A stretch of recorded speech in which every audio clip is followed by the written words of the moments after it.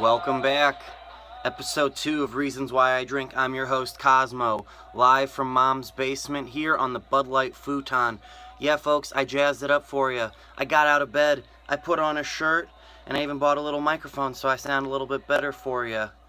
Let's just hop right into it. The big thing on my mind this week was the Washington Redskins, Philadelphia Eagles Monday Night Football game. Huge game, implications for NFC East title on the line basically already this early in the season.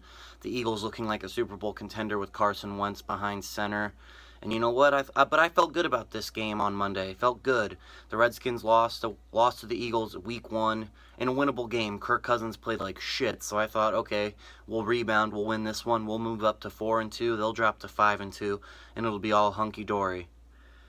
But Monday night has the Redskins number. I don't know what it is about this team, but we've lost our last 5 Monday night, and that includes last night. We fell to the Eagles 34-24. Hats off to Carson Wentz. That guy is a hell of a football player. 4 touchdown passes. And you know what? There was like 2 or 3 plays I specifically remember where we had him dead to rights, about to sack his ass, and he somehow escaped the pressure and threw a first down, ran for a first down, threw a touchdown. I'm not going to forget the one play. The dude was fucking swarmed by 2 or 3 of our guys, also offensive linemen, and somehow he just pops out of the little pile and runs for like 25 yards. And at that point I knew there was no way we were fucking winning. So the Skins got to probably settle for a wild card position, stay afloat about 6-6 through the rest of the year, and then win the last 4 games of the season, make that playoff run, make a wild card berth, and use that momentum to hopefully see what happens in the playoffs. But it's still a long season, folks. We still got a long way to go. I was surprised the Eagles are Super Bowl contenders, though. I didn't know how legit they would be, but they are. Skins still a solid team, though. I'm not too worried about it. Alright, let's talk about the weekend. Everyone wants to know what I was up to. I was drinking, of course. Friday night, I was talking to that girl, I took her out to the pumpkin patch and corn maze the week before. Well, Friday night, she's like, want to go to a party? And she's in college, so I was a little skeptical, but because, I'm old as fuck. I'm 24, but I'm like, fuck it, why not? Let's go. So before I got to that little party, I rolled up at the gas station, bought me one of those 3-packs of tall Bud Light cans, so, I was set to go. I was going to have some crispy cold ones. I get to this apartment complex, and, it's in one of the newer ones around the University of Akron. And man, I walked into this party, and it was fucking lit. There was like 25 people or plus in there. So needless to say, wasn't a bad time. Then we headed over to Schmanny's, if you know what I'm talking about, right there on the corner of Brown Street.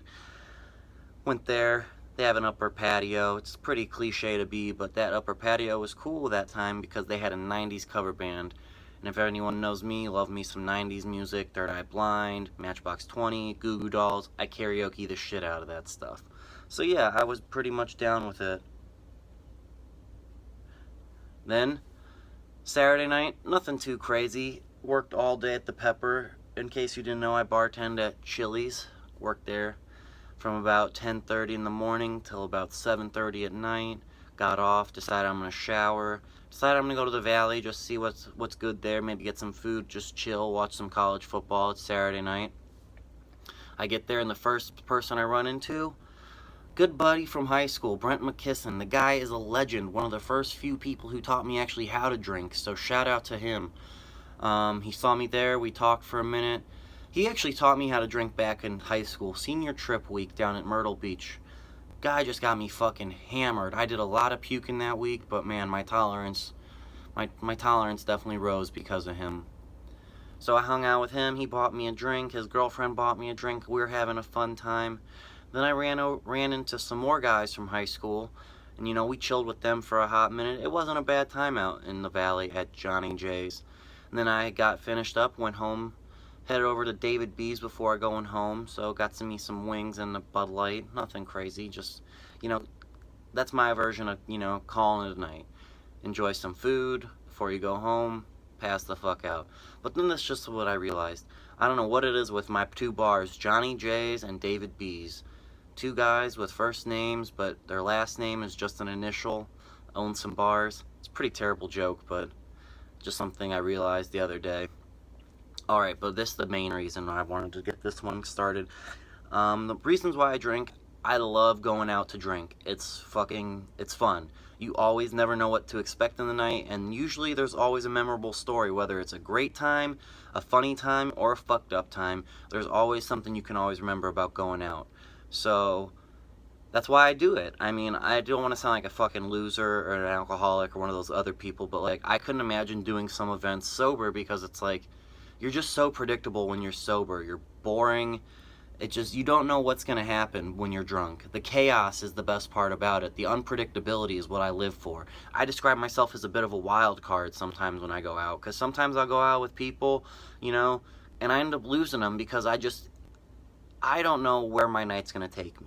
That's the best way I could just describe it. Things happen when you start drinking, and you wander off. And sometimes that's the best thing that can happen to you. So anyway, I live for these nights. I live for these stories. I have a great collection of stories, and I figured, I'm going to start sharing them with you guys. Most of them don't have a title, but this one distinctly does. It's called Grandma's House, and I'll give it to you right here, folks. So, about February, this is about in February, I was on Tinder, fucking around, swiping. Came across this 30-year-old woman. We're not going to use names, by the way. We ran across this 30-year-old woman.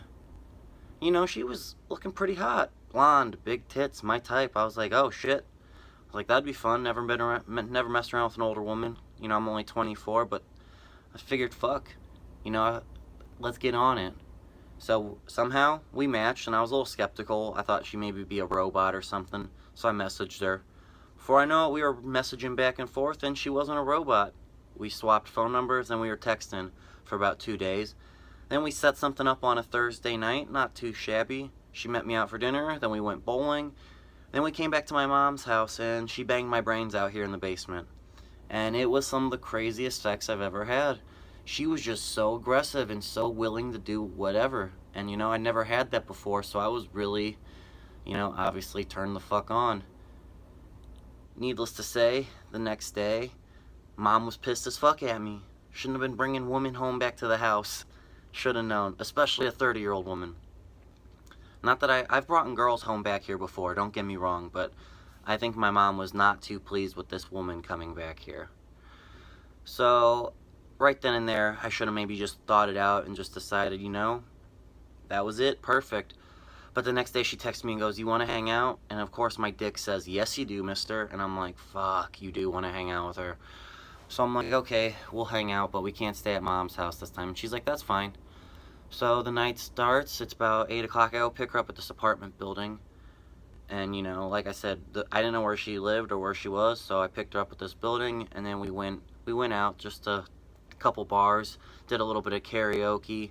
And while we were at this bar, I noticed she was drinking a little bit faster than me, and that's a little shocking, because I put down some beers fucking quick, but who am I to judge? I don't care. Have a fun time.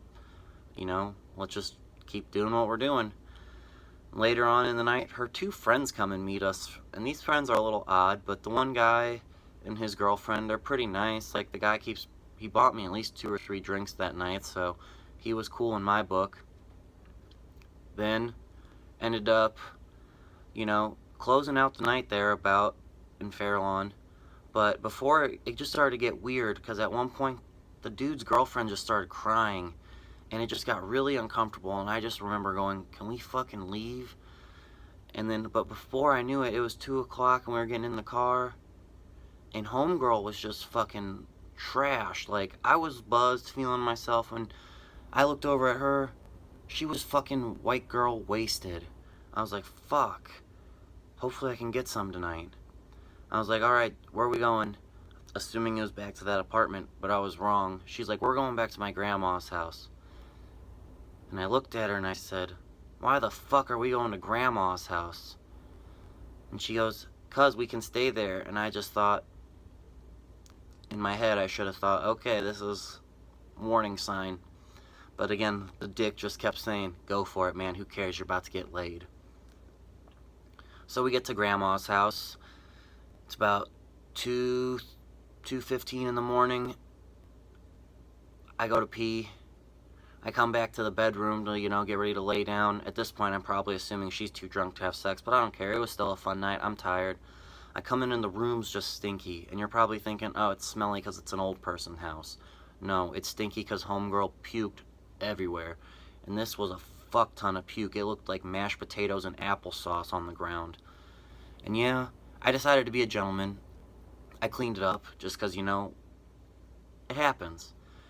And I didn't want to, sleep in that room with vomit all over the floor. So I get the vomit cleaned up, lay back down, pass out, wake up at about 3:30, and it feels like I'm swimming in fucking Lake Erie. This bed is fucking soaked. The sheets are just disgusting.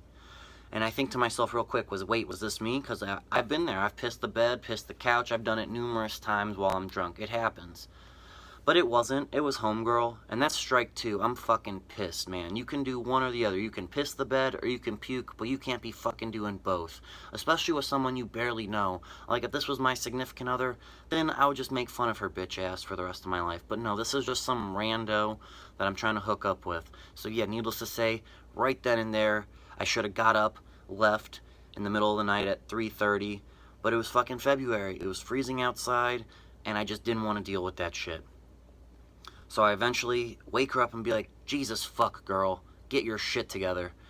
Get the sheets off the bed, find a dry spot on the mattress, pass out. And now I'm just thinking, thank God, I can sleep until about 9, get the fuck out of here, and never worry about this again. Wrong. Come 7:30, I hear this pounding on the door, hard pounding, and I'm like, who the fuck is that? So I open my eyes for a bit, and I close them, and I hear footsteps walking towards the bedroom, so I'm a little panicked. I'm like, who the fuck is about to walk in this room? Keep them closed, footsteps come closer, the door cracks, I open my eyes just ever so slightly, and I see this about 75-year-old woman, heavier set, very unattractive in the face, and I go, oh fuck, grandma's home. Nope, because here's what happens next. This woman goes, Jesse, wake up. It's your grandma's funeral today in 15 minutes. What the fuck? I'm gonna let that soak in for you all.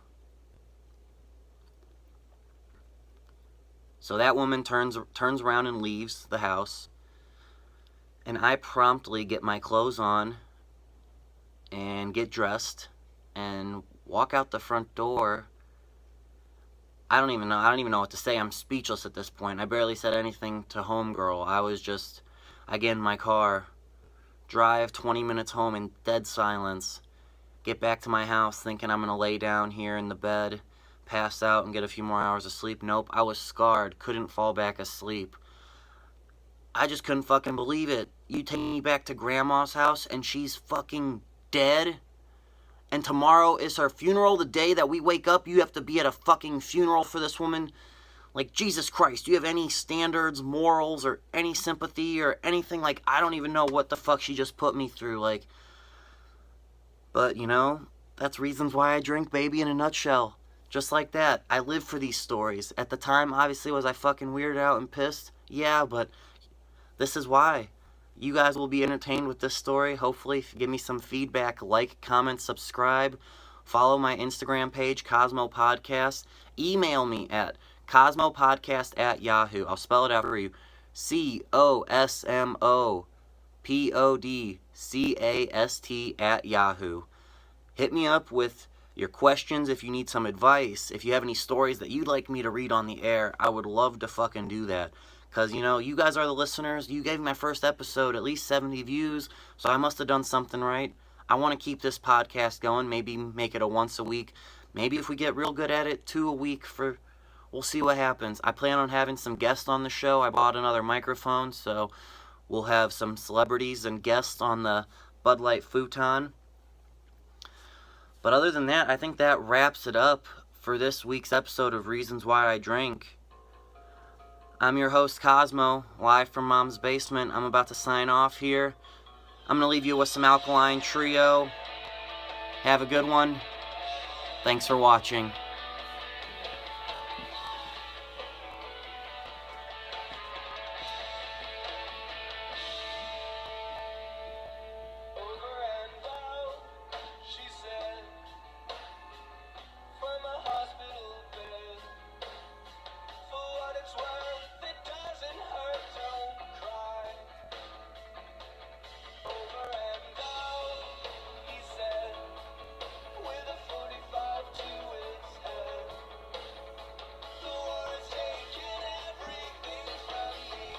It's all I see. So run for cover as fast as you can.